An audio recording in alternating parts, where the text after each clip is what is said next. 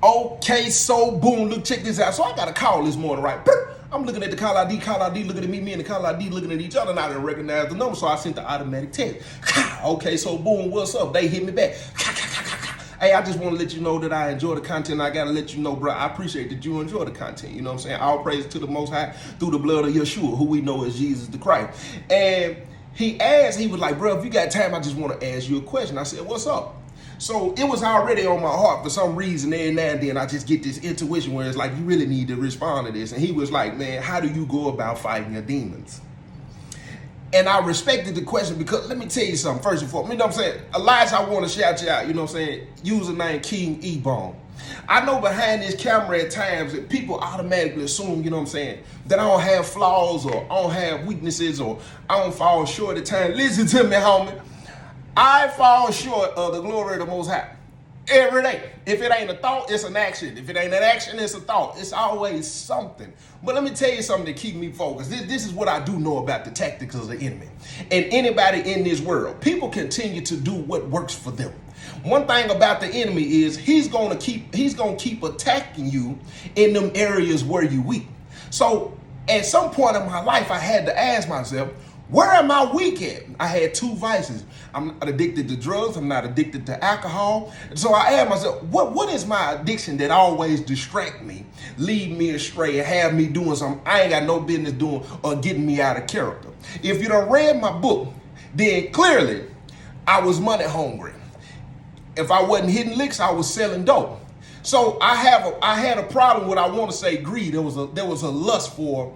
But even though there's a root to that issue, because I come from nothing, I've never had nothing. But let me tell you something, just because you come from nothing and you ain't never had nothing, there's still two ways you can go about it. You can go about it the right way, you can go about it the wrong way. But see, where I come from in my environment, they automatically place it and instill it in your heart. They plant that seed in you to make you believe we are entitled to go about it the wrong way, to get up. You know, that concept of getting it out the mud and I came from nothing.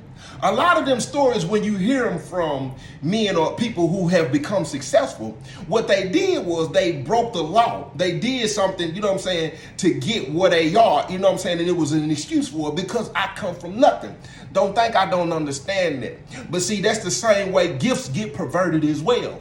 Just because you have a gift and the world pressures you into saying you're good at music, so you push the music a certain type of way because the culture in the world accepts it a certain type of way, so you promote the gift. It's a lot of businessmen out here who have used the gift of having a business mindset and went about it the wrong way. You perverted the gift. And see, that's what the world pressured me into. But see, now I've learned how to do it legal. The last 2.5, 3 years of my life, I've made more doing what I do legal than I ever made in the street selling dope or hitting licks. And see, so I realized that was one of my vices. It's okay to make money. Try to go about it the right way of doing it. And I wasted a lot of time, a lot of energy, you know what I'm saying, went through a lot of crossouts and served a lot of time, you know what I'm saying, because of the mindset that was perverted. So I switched it over and I learned how to do it legal. Now, easier said than done at times, you know what I'm saying, because it is a process of trying to figure out what is your thing. Because when you've been doing something as long as you've been doing it, it's hard to find your thing, because what you've been doing, you thought it was your thing. My second thing was women. If you read the book, then you know it was woman after woman after woman after woman after woman. If you've heard my testimony, you know that I slept with almost 100 women by the time I was 18 years old. By the grace of the Most High, I've never caught an STD. I'm here. I'm good. I'm good. So, but with that being said, though, do you know how many, because y'all know I'm going to shoot it straight, you know what I'm saying? I'm going to keep it funky like a fork, you know what I'm saying? I'm a straight shooter like John Wick, you know what I'm saying? Pop, pop. I'm going to hit you in the temple with this. You know how many times I went unprotected? And you know why I went unprotected? Because in my mind, the enemy telling me, oh, she bad, oh, she fine, oh, I ain't going to catch it nothing. If she got it, I ain't going to catch it. I'm going to go ahead and do it. You know how many times I did that, and then after that I had to say a prayer? You know how many times I done been around my homeboys and I done heard my homeboys say stuff like that. It be girls that you've heard that have stuff and you still go through with it and don't care. You know what I'm saying? So that's a problem. Not only was that a problem because my lustful desires, as far as wanting that instant gratification, I didn't care deep down inside. You don't care about catching nothing. You don't think you will catch nothing. That's just like hanging around people that the streets call the police. The people still kicking with people that they know on paperwork, and people call the police, and guess what their mindset is? They not gonna tell on me until they tell on you. Then you realize they the police. It don't matter. They the police.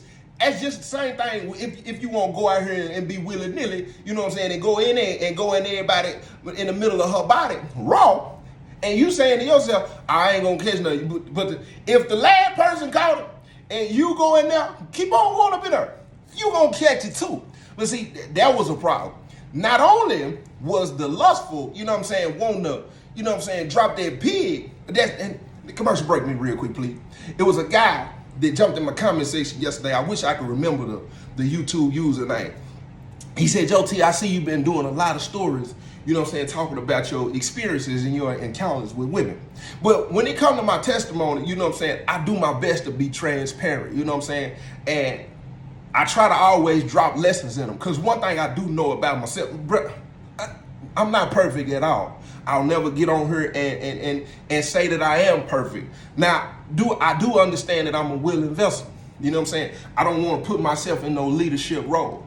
I'm going to drop the word when I'm going to drop and minister when I feel that I'm led to minister. But I also want you to see that I'm no different than you. So that's why I get on here and I tell the stories the way that I tell them. But it's always videos on here that's going to turn around and show you that my past, regardless if it was yesterday, last week, last month, last year, or 10 years ago, does not define who I am when I wake up the next day. There's this mistake after mistake after mistake, and it's lesson after lesson after lesson. And then it's correction after correction. So let me get back to the woman thing.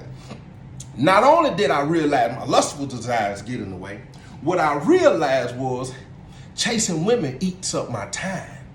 It eats up my money.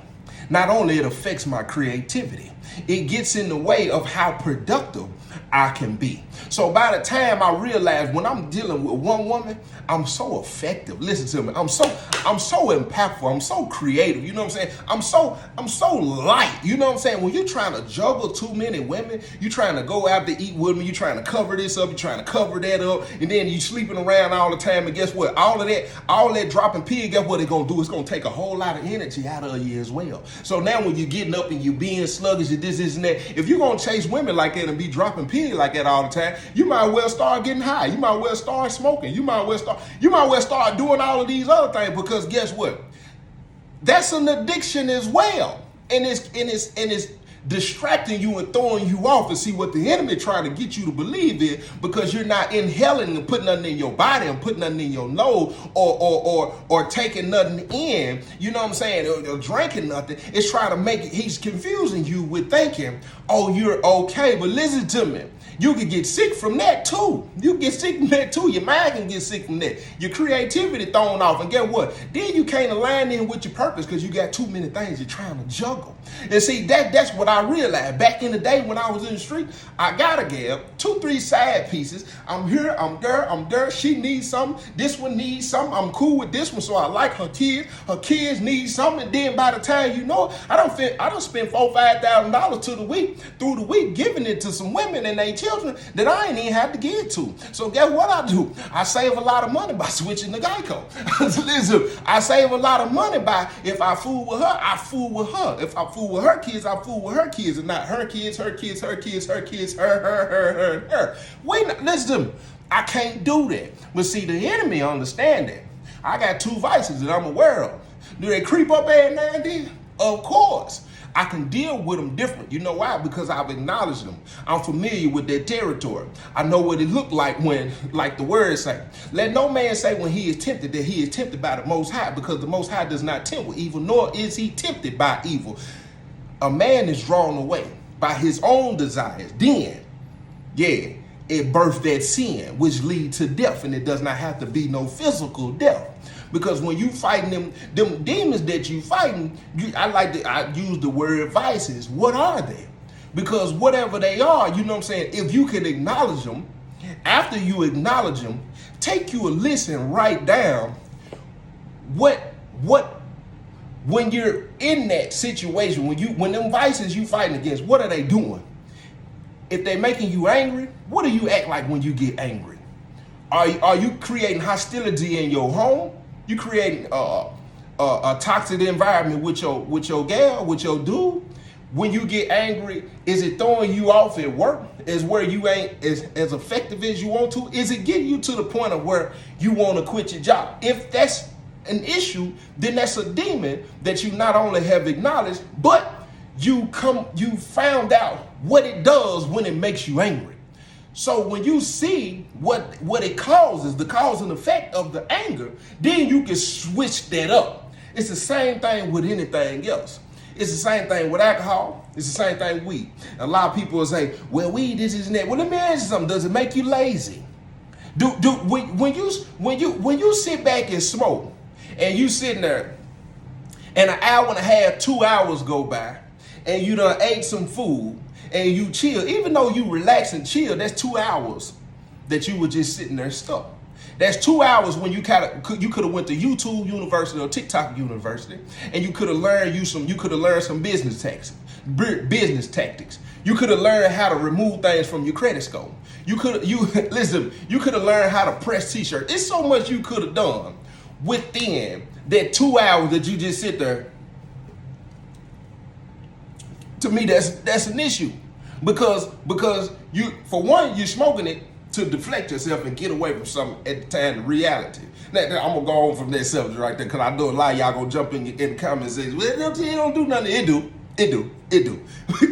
Because if you add up how much money you spend through a year, I guarantee it's a couple of $1,000s that you could have put in your pocket and invested somewhere else. Maybe some stocks and bonds, Bitcoin, I don't know. I guarantee it's some money you could have put somewhere else. You know how many people I done heard say that they done quit smoking cigarette, and they calculated how much money they were spending on cigarette, and now every time they wanted to go buy cigarette packs of cigarette, they put the money in the jar, and by the time at the end of the year, they got $6,000-$7,000 that they were spending on cigarette. Imagine if you do that with your vice, whatever the case may be. You're gonna save a lot of money.